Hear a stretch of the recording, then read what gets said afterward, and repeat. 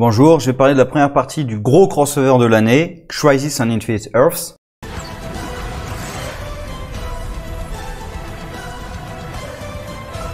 Comme je m'y attendais, j'ai eu beaucoup de hype avec tous les caméos qui ont été annoncés, avec aussi Marv Wolfman qui était dans l'écriture. Alors j'espère qu'il n'a pas participé à l'écriture de tous les épisodes, parce que le problème c'est l'écriture.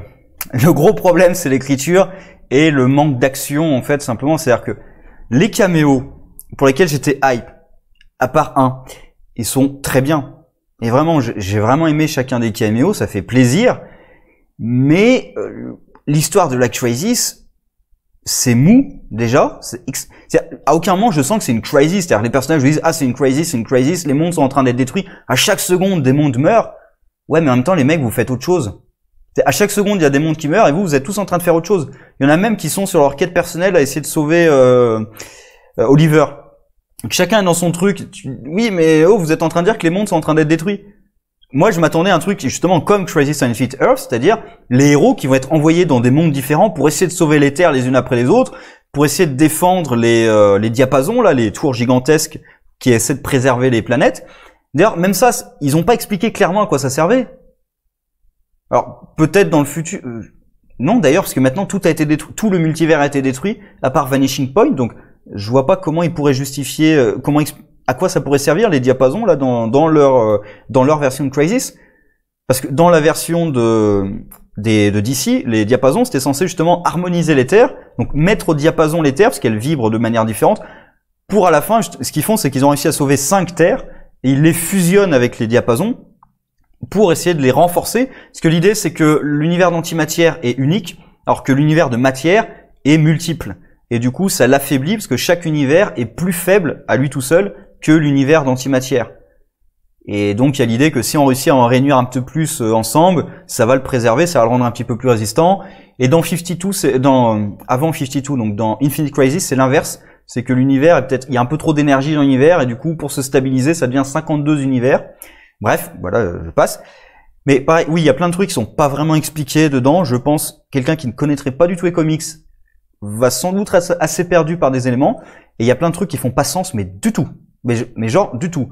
Alors, il y en a plein. Je peux prendre par exemple Pariah. Donc le Pariah en français, je vais plutôt le dire en français.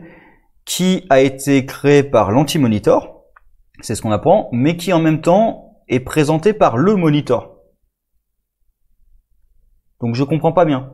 Parce que tel qu'on voit dans le premier épisode, je crois que c'était Supergirl, il est présenté par le Monitor, et donc c'est l'idée que c'est le Monitor qui va donner ses pouvoirs. Sauf qu'on se rend compte que non, c'est l'Anti-Monitor. Comment ça marche?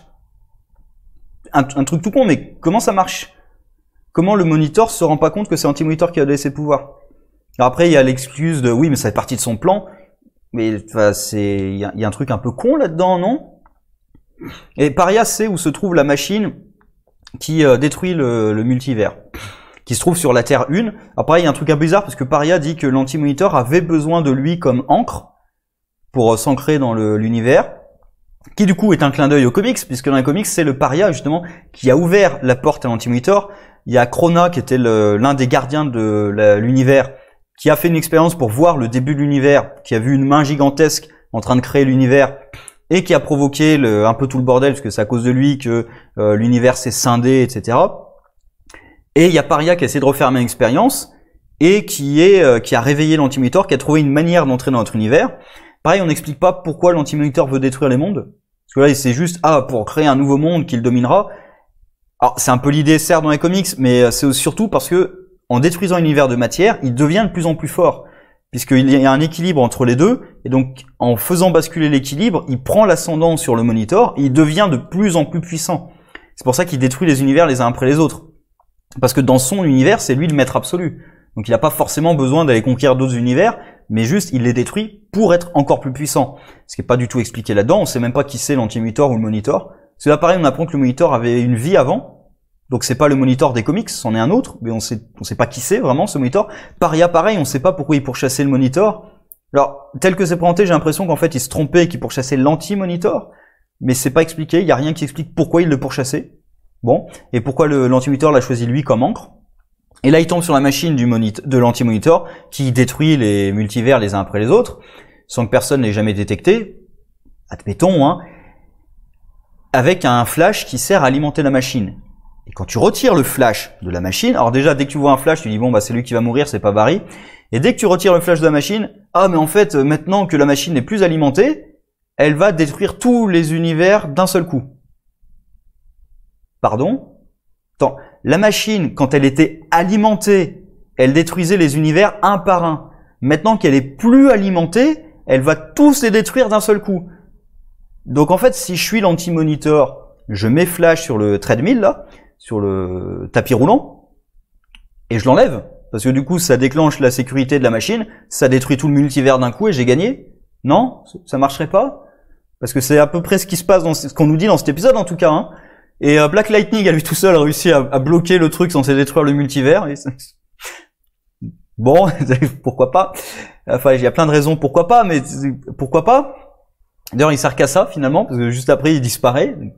Ouais, ils ont fait un crossover, mais vraiment mini crossover. Parce que même dans la série Black Lightning, en fait, c'est même pas Black Lightning qui est important, c'est Jennifer. Donc, j'en parlerai peut-être à la fin, parce qu'en fait, ça a rien à voir avec la Crisis, complètement à part. Et du coup, bon, ils réussissent à détruire la machine avec le Flash Jay Garrick qui se sacrifie pour détruire la machine, en courant sur le truc. Voilà, et comment dire, l'univers est détruit parce que l'Anti-Monitor a pris le contrôle de Harbinger. Ça aussi, ça sort de nulle part. Encore une fois, dans les comics, c'est présent, mais on voit un des Shadow Demons, d'ailleurs qui sont présents que dans une scène vraiment. Et dans les comics, on les voit présents parce qu'ils attaquent un peu de partout. C'est ça les hordes en fait de l'Anti-Monitor, c'est ces Shadow Demons. Et il y en a un qui entre à l'intérieur de Harbinger. Et on voit même que le Monitor est au courant que c'est elle qui va le tuer, mais ça fait partie de ses plans. Et il lui pardonne à l'avance d'ailleurs, parce qu'il sait qu'elle est possédée de toute manière, et ça fait vraiment partie de son programme. Il a même prévenu Alexander Luthor Jr., dont on fait une grosse référence au départ, puisqu'on voit Superman et Lois qui envoient leur gamin, alors que leur planète, leur planète Argo, elle va être détruite. Argo City va être détruite, et ça fait référence un petit peu à ça. Bon, évidemment, de toute façon, le fait d'envoyer son gamin donc, comme ça hors de sa planète avant la destruction totale, ça fait référence à Superman. Mais là, c'était un Alexander Luthor qui envoyait son fils. Donc voilà, c'est le méchant de Superman puisque c'était la Terre 3. Donc c'est la Terre du Crime Syndicate. Donc c'est tous les héros en méchants et tous les méchants en gentils en gros. Bref. Et le Monitor se faisait tuer par Harbinger comme ça. Ici, on voit qu'elle est manipulée par l'Anti-Monitor dans une séquence. On sait pas pourquoi en fait, parce qu'elle commence un petit peu à avoir mal à la tête et tout, et elle est emmenée vers l'Anti-Monitor, on sait pas tellement pourquoi, et il la possède pour tuer le Monitor. il y a plein de trucs voilà, qui sortent un petit peu de nulle part là-dedans, c'est un peu bizarre. Alors on nous raconte l'histoire des parangons, là, les parangons de vertu, en gros c'est en plus il y en a 7, donc c'est les 7 princesses de cœur de Kingdom Hearts, hein, ils vont créer la Keyblade, ils vont ouvrir le royaume des cœurs, et voilà, ils vont détruire Xehanort. Il leur faut les 13 ténèbres hein, après pour créer la Keyblade. Voilà, donc après les parangons, ils sont un peu choisis au pif et il y a plein de trucs aussi illogiques. Par exemple, il y a Lex qui sert dans le plan du Monitor à soi-disant trouver le parangon de l'espoir ou je sais plus quoi, enfin celui qui correspond à Superman, avec l'idée qu'il va aller tuer des Superman de monde en monde, alors que Lex est au courant que le multivers va être détruit. Et il décide d'utiliser ce pouvoir pour aller tuer des Supermen. Sérieusement. Bon. Et surtout, il y a l'idée que c'est en poursuivant Lex qu'ils vont peut-être trouver le parangon. C'est ce que leur dit le Monitor. Sauf que ils arrivent dans plusieurs mondes. Alors, ils arrivent dans un monde après que Lex a tué un Superman en faisant une scène qui ressemble à celle de la mort après Doomsday. Voilà, donc clin d'œil sympa. Mais il y a plein de clins d'œil sympas, mais c'est l'écriture qui est pas terrible, c'est le scénario qui tient pas debout. Et ils arrivent sur le monde de Smallville avec un super caméo de Wellins, alors il y en a qui n'ont pas aimé parce que il y a l'idée qu'il a abandonné ses pouvoirs pour avoir une famille. Alors après on peut le voir de différentes manières. Est-ce qu'il a abandonné ses pouvoirs pour pouvoir avoir des enfants? C'est-à-dire que peut-être qu'avec ses pouvoirs il pouvait pas avoir d'enfants. Parce que ça, dans certaines histoires, c'est un souci de Superman, c'est que comme il est kryptonien, il peut pas avoir d'enfants avec une humaine. Dans d'autres histoires, ils s'en foutent et on passe dessus sans se poser de questions. Parce que la biologie, c'est pas très grave. entre deux espèces qui ont évolué sur deux planètes différentes, bien sûr, on peut se reproduire, il n'y a pas de souci, voyons. Non, hein, normalement non, mais bon. Voilà, donc peut-être que c'est juste pour avoir des enfants qu'il a abandonné ses pouvoirs. Est-ce que c'est juste pour élever? Est-ce qu'en même temps, on ne sait pas non plus son monde? Est-ce que son monde a besoin de Superman? On ne sait pas comment évoluer le monde après Smallville, mais le caméo est quand même bien avec Lex qui débarque et... No, you're not Lex. Et à la fin, la kryptonite. Et il bloque le point et là... Still stronger. Voilà, j'aime bien ce côté, voilà, j'ai pas besoin de mes pouvoirs pour te défoncer la gueule, quoi. Enfin, c'est sérieux. Bah, tu vois la différence de carrure? Franchement, même sans les pouvoirs, je suis Superman, hein, y a pas de souci. En plus, j'ai espéré un quart de seconde, comme il prend la kryptonite, j'ai espéré que ce soit une version Superman Kingdom Come, parce qu'ils ont pas arrêté de dire, il y aura le Batman Kingdom Come, le Superman Kingdom Come. Et dans Kingdom Come, c'est un Superman assez vieux, mais en même temps, comme il vieillit plus lentement que les autres, pardon. En fait, il a absorbé plein d'énergie solaire, il est quasiment invincible, et il résiste à la kryptonite. Ça lui fait, je crois que ça lui fait même plus rien. J'allais dire quasiment plus rien, mais je crois que ça lui fait vraiment plus rien. Et du coup, il est invincible, quoi. Et à côté, il y a le Green Lantern aussi, Alan Scott, le premier Green Lantern, qui lui a une forteresse spatiale générée par son anneau. Donc on a vraiment les membres de la Justice League qui sont au top, hein. Alors il y a Batman qui est dans une combinaison aussi high-tech. Donc on voit un peu aussi ce Batman-là cassé, qui est dans une combinaison. Alors pareil, je me suis dit au départ, c'est une combinaison qui va peut-être le rendre plus puissant et tout. On voit qu'il a du mal à marcher et tout. Ouais, ça le rend pas plus puissant, ouais, non, il a l'air plus faible. Et en même temps, plus tard dans l'épisode, il fout un coup à Kara, qui est affectée par la kryptonite. Donc normalement, il a la force d'une humaine. Alors elle est pas bien, mais elle a la force d'une humaine. Et là, ça la projette en arrière. Donc tu dis, mais sa combinaison, elle a une super force ou elle a pas de super force? À un moment, faut choisir les mecs. Et du coup, je suis passé de Tom Welling à ça, mais c'est Kevin Conroy, il me semble, qui a fait la voix de Batman et Batman qui se fait tuer comme une merde, mais comme une petite merde.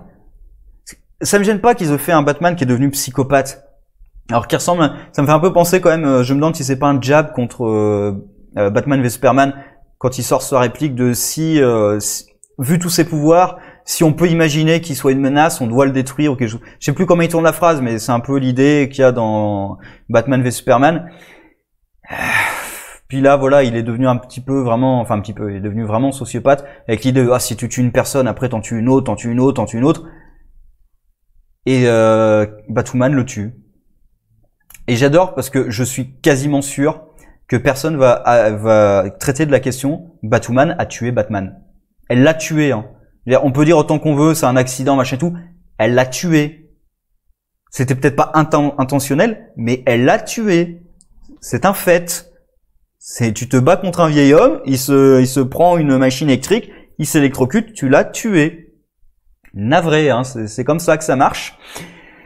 Et c'est la déchéance de Batman là-dedans, c'est Batwoman tue Batman. Je trouve que c'est assez symbolique. C'est la série Batwoman tue l'univers Batman. Enfin voilà, ça c'est. Et en plus, pourquoi à la fin, pour nous dire que finalement le parangon du courage c'est Batwoman parce qu'elle a tué un vieillard? Parce que c'est ça, hein, littéralement, quand j'analyse la scène, c'est on nous dit que, si tu savais que c'était le parangon du courage depuis le départ, pourquoi tu l'as envoyé là-bas? Et même, j'ai envie de dire, ce truc de chercher tous les parangons, machin et tout.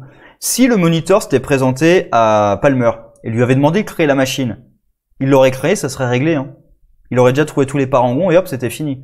Parce que même la quête des parangons, c'est pas vraiment un obstacle. Ils sont même obligés de créer des trucs, justement, avec Lex, par exemple. Ils sont obligés de créer une espèce d'affrontement avec Lex qui mène à rien. Lex, en plus, qui se fait assommer par derrière. Enfin, le mec a un bouquin pour contrôler la destinée de l'univers tout entier. Et il est suffisamment con pour se savoir par deux femmes derrière. Enfin, c'est pas le fait que ce soit des femmes, hein, c'est juste que il y a deux personnes dans la salle présente avec lui. Il pense pas à peut-être utiliser le bouquin pour se protéger ou peut-être regarder autour de lui ou vérifier où elles sont. C'est complètement con. Voilà, donc moi j'ai un gros problème d'écriture. Après, les caméos sont vraiment sympas. Avec le caméo de Lucifer, c'est pas une série que je suis, mais la scène était quand même bien. Voilà. Mais niveau scénario, voilà, je vais pas me répéter 10 000 fois, c'est quand même très dommage. On voit plein d'univers parallèles détruits. Alors ils ont mis un univers sur les Titans, ils ont les Birds of Prey aussi. Enfin, on voit un peu alors c'est pas une série que je regardais, moi, la première série de Flash. Mais on voit voilà un épilogue à la série de Flash avec Jay Garrick, enfin du coup c'est Barry Allen d'une autre terre, mais c'est le père de Flash dans la Terre 1, qui voit sa femme dans la série de Flash. Donc voilà, il y a quand même des trucs sympas dans les caméos, mais sinon c'est franchement pas terrible. Oliver qui meurt dans le premier épisode aussi, j'ai trouvé ça assez con. Et personne va vraiment appuyer sur le fait il y a des milliards de morts dès le premier épisode. Donc je me suis dit voilà, ça va être une vraie crisis, va avoir des vrais enjeux et tout. Mais non, personne va essayer de sauver d'autres terres. Les héros sont pas envoyés pour essayer de sauver d'autres terres. Personne même n'y pense. Tous ils disent bon d'accord, on va suivre le Monitor, mais personne se dit tiens, pendant qu'on est en train de faire ça, il y a des terres qui meurent les unes après les autres. Et il y a Supergirl aussi qui arrête pas d'imaginer on va ramener ma terre. Et c'est ça que j'ai aussi ma crainte, c'est qu'en fait la crisis là n'a pas beaucoup d'enjeux, et je suis à peu près sûr qu'à la fin ils vont ramener toutes les terres presque à l'identique. Presque à l'identique, j'en suis quasiment sûr. Et ça va pas me plaire. Mais vraiment, parce que le but de la crisis, c'était vraiment de bouleverser tout l'univers. Donc quand tu fais une adaptation de la crisis, il faut accepter que tu vas bouleverser tout ton univers. Alors, je vais peut-être imposer l'intention, on verra ce que ça donne, mais c'est vrai que le fait d'avoir ramené le livre de la destinée, pour moi, c'est quand même un mauvais signe qu'ils vont revenir en arrière, qu'ils vont faire du pédalage arrière. En plus, ils ont détruit la terre de Black Lightning. Et je pense pas que Black Lightning, ils vont l'incorporer dans le CW-verse, enfin le Arrowverse, la Terre 1, quoi. J'en doute. Je peux me tromper, hein, mais je les vois pas trop faire ça en plein milieu d'une autre histoire. Donc je pense qu'ils vont tout recréer comme avant. Je sais même pas s'ils vont peut-être pas effacer la mémoire de certains des personnages. On verra, mais voilà, c'est quand même une de mes grosses craintes. Je disais oui, la mort d'Oliver dans le premier épisode. Je trouvais ça un peu con. Moi, je m'attendais à peut-être au milieu ou vers la fin. Mais voilà. Alors là, ils le font revenir avec le Spectre, qui sort complètement de nulle part d'ailleurs. Jim Corrigan en tant que Spectre. Alors il était un peu apparu dans la série Constantine. Alors il y a un truc que j'ai bien aimé, c'est le Constantine par Lucifer, qui est corrigé par Constantine, puisque dans les comics, il s'appelle Constantine. Mais pour une raison qui m'échappe, dans les adaptations live, ils l'ont toujours appelé Constantine. Alors que Constantine, c'est la prononciation française, mais normalement il s'appelle John Constantine. Et il y a plusieurs passages à chaque fois qui sont cités dans les comics où justement il redit clairement que c'est pas Teen avec TE2N, hein, c'est Tyne. Et là, du coup, ils ont inversé le truc.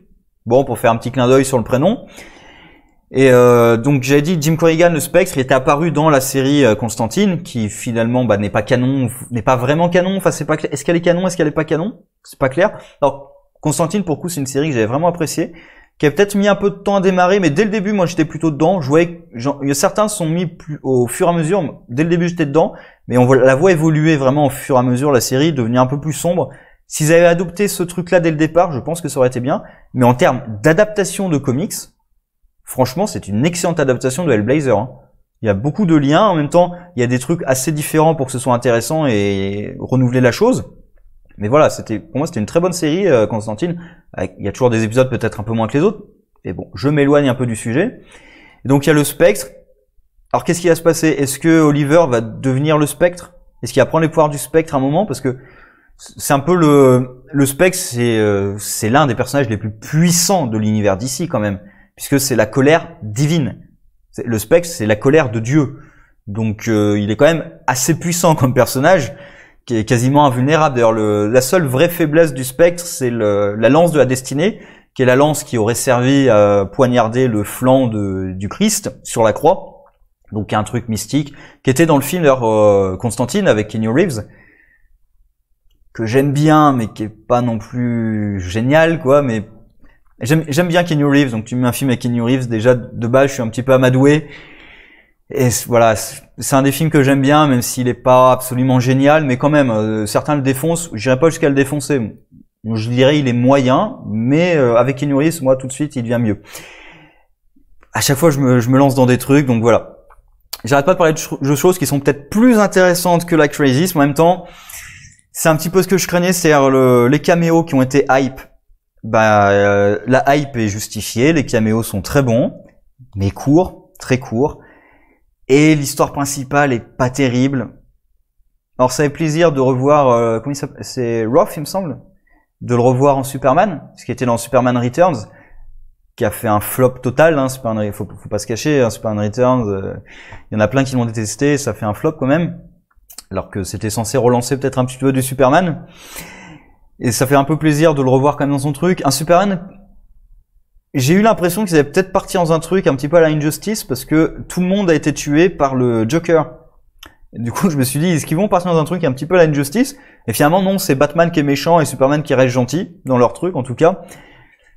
Bon, voilà, c'est pourquoi pas cette version de Superman, mais qui, hélas, à la fin, disparaît pour être remplacé par Lex. Alors, j'aime bien cette version de Lex, hein, et là, le côté machiavélique de j'ai tout prévu, sauf que, comment est-ce qu'il a tout prévu? Il a stabiloté, enfin, il monte la page, il a stabiloté le parchemin de la destinée, ou je sais pas quelle connerie comme ça, pour être à la place, en disant je savais pas que si ça allait marcher ou pas. Quoi? À la limite, s'il a utilisé le bouquin, est-ce que c'est pas clair? S'il a utilisé le livre de la destinée pour réécrire l'histoire, c'est une chose, mais si vraiment juste il a stabiloté la page en disant tiens, si je mets mon nom à la place, est-ce que ça va marcher? Comment dire, non. En fait, non, pas du tout. Enfin, non. Pourquoi vous avez fait ça, les mecs?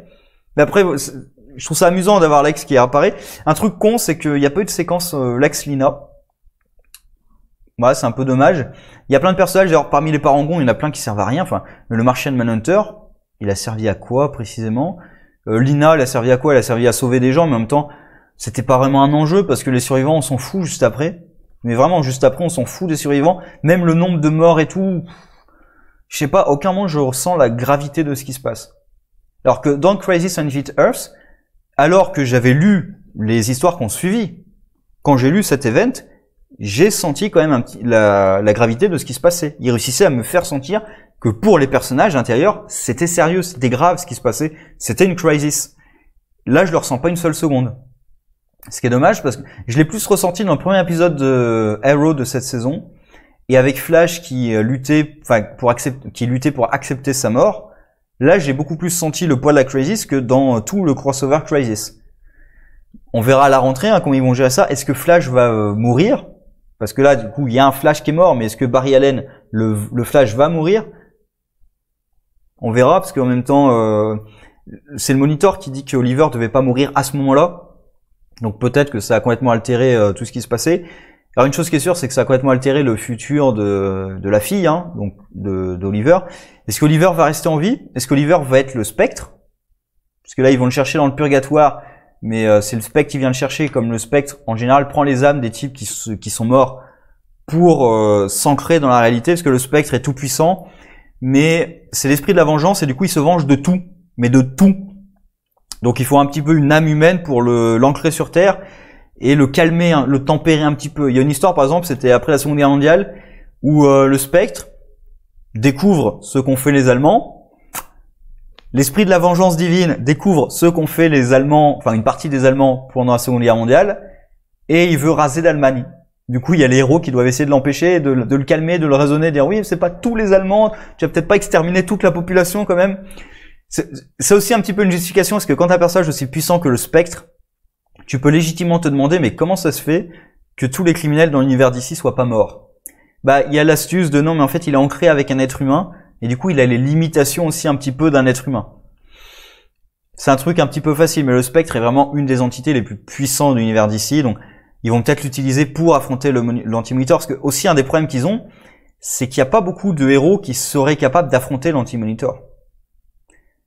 Alors au début, il y a un truc con, un premier épisode avec Oliver, c'est Oliver qui essaie de gagner du temps. Alors dans une scène qui honnêtement est pas terrible, la scène de combat contre les Shadow Demons, il essaie de gagner du temps, il balance une fléchette électrifiée contre le Monitor. Et ça l'électrocute. Le Monitor. Alors certes, il est en train de perdre en puissance au fur et à mesure. On peut peut-être essayer de justifier ça par le fait qu'il y a de moins en moins d'univers existants, donc il est de moins en moins puissant, mais quand même, c'est le Monitor, tu l'électrocutes pas avec une fléchette. Tu te dis, c'est quand même une entité cosmique, quoi. Ça fait un peu chier. Et l'Anti-Monitor, du coup, ça me fait un peu peur de comment est-ce qu'ils vont le battre. S'ils font venir le Spectre et que c'est le Spectre qui le combat et qui l'anéantit, peut-être, hein. Mais sinon, le groupe de héros qu'ils ont sous la main, alors je vois pas comment ils vont faire. Et je vois pas les parangons, à quoi ça va servir ou quoi que ce soit. Le parangon de l'humanité, par exemple, oui, c'est un humain normal. Batwoman, je suis navré, mais c'est un humain normal. Lex aussi, hein, enfin, je vois pas du tout ce groupe de héros là, je vois pas tellement ce qu'ils vont réussir à faire contre l'Anti-Monitor. Alors peut-être Oliver qui va revenir en Spectre, et certainement, est-ce que ça va être Supergirl, est-ce que ça va être un autre personnage, peut-être Supergirl qui s'allie avec Lex pour essayer d'utiliser le bouquin de la destinée pour ramener leurs univers. On verra comment tout ça se passe, mais voilà, c'est décevant. Il n'y a pas de sentiment de gravité, de sérieux à tout ce qui se passe. Et je me dis qu'à la fin, ça va être complètement balayé et annulé, en fait. Et que je me demande même, franchement, si je vais continuer à suivre le CW après tout ça, parce que moi, j'avais commencé avec Arrow à l'époque. De toute façon, c'était la seule série CW. Alors, même Supergirl, d'ailleurs, à l'époque, j'avais pas commencé. J'avais regardé quelques épisodes et j'ai arrêté parce que ça me saoulait. Et d'ailleurs, ça commence encore à me saouler. La saison précédente, j'avais un peu supporté. Les séries CW, faut être honnête aussi, comme dans ce crossover, il y a aussi beaucoup de dialogues inutiles. Après, j'imagine qu'il y a quand même des problèmes de budget, mais il y a aussi parfois tu te dis, mais les mecs, au lieu de montrer des discussions et tout, montrez-nous du super-héros, quoi. Et le problème, c'est que entre-temps, il y a quand même eu toutes les séries Netflix, plus ou moins bonnes, hein, je veux dire. Iron Fist, une des séries que j'attendais énormément, on va peut-être pas trop s'étaler dessus, voilà. Mais Daredevil, qui était, pour moi, ça reste la meilleure série Marvel Netflix, clairement. J'aurais aimé que ce soit Defenders ou Iron Fist, c'est Daredevil, avec la saison 2 et le Punisher, qui était absolument génial dans Daredevil. Il y a plein d'autres séries maintenant de super-héros, il y a DC qui en fait, et voilà. Et tu te dis, voilà, la CW, on arrive peut-être au bout de quelque chose, en plus avec Arrow qui va se terminer, là. Alors ils essaient de relancer derrière avec sa fille, Mia et tout, là, mais tu te dis au bout d'un moment, est-ce que ça arriverait peut-être pas au bout de quelque chose? Et qu'on partirait peut-être pas dans comme les films Marvel, hein, les films Marvel qui ont une certaine atmosphère aussi, où il y a rarement de la gravité. C'est pour ça que j'avais beaucoup apprécié Infinity War, parce que pour le coup c'était un film Marvel où je sentais la gravité de ce qui se passait, et où il foutait de la blague, il mettait de l'humour quand même, mais pas au mauvais moment. Là typiquement, ça ressemble un peu à l'humour Marvel, c'est-à-dire Oliver est mort, l'épisode d'après on fait une cérémonie pour expliquer que la gravité de ce qui se passe, qu'Oliver est mort et tout. Et il y a un gag avec le bébé qu'on met de bras en bras. Tu peux pas faire le gag à un autre moment. Enfin, c'est sérieux ce qui se passe là. Tu peux pas essayer d'éviter de casser le sérieux et la gravité de ce qui se passe avec de l'humour un peu débile. Voilà, donc Marvel aussi, j'ai quand même l'impression qu'on arrive peut-être au bout de quelque chose. On sait jamais parce que, mais là dans les films qu'ils annoncent, là par exemple ils ont annoncé un film Shang-Chi. Mais qui connaît Shang-Chi? Alors au moins c'est audacieux, mais franchement, Shang-Chi, en gros c'est Bruce Lee. Alors ça peut être très bien, hein, je dis pas, mais c'est pas tellement ce que t'attends d'un film Marvel quand même. Alors j'attends de voir, il y a pas de souci, mais alors que de l'autre côté t'as DC qui lance des trucs comme Joker, voilà, qui a fait un Batman apparemment. Alors Robert Pattinson en Batman, je suis un petit peu inquiet parce que Robert Pattinson il est attaché à Twilight, mais en même temps c'est pas parce qu'il est attaché à un film qu'il peut pas faire autre chose. Donc j'attends quand même de voir le film avant de juger, parce que pareil, hein, Ben Affleck, il y en a plein qui ont tapé dessus et finalement pas tout le monde, mais il y en a plein qui ont aimé le Ben Affleck Batman. Donc j'attends quand même de voir ce que c'est. Ça a l'air d'être un truc assez différent de ce qui est fait à l'heure actuelle. Donc l'univers sérieux d'ici me plaît beaucoup, et je me demande si peut-être dans les séries aussi on n'arriverait pas au bout de quelque chose. Donc je sais pas si je vais continuer vraiment la CW, on verra. Mais bon, là, je suis complètement sorti de la Crisis. On verra ce qui se passe à la rentrée avec la reprise, là, puisque évidemment, on a fait un cut en plein milieu, hein, après le gros cliffhanger, qui, franchement, ne m'a rien fait. Typiquement, c'est la preuve que j'ai un problème avec cette Crisis, c'est que j'ai même pas spécialement hâte de voir la fin, en fait. Là, j'ai plus hâte de voir la série Witcher qui sort en fin de semaine que de voir la fin de ça. Ça pourrait prendre un mois ou deux, franchement, ça me dérangerait pas tant que ça. Surtout qu'après, on va reprendre les autres séries, genre Batwoman, Supergirl. Les derniers épisodes de Arrow, là, je les attends un peu, mais et même Flash, hein, je vois pas tellement sur quoi on va partir maintenant avec Flash, parce que Ramsey, c'est bon, c'est fini. La Crisis, ça sera fini. On va partir sur quoi? Voilà. Sur ce, au revoir.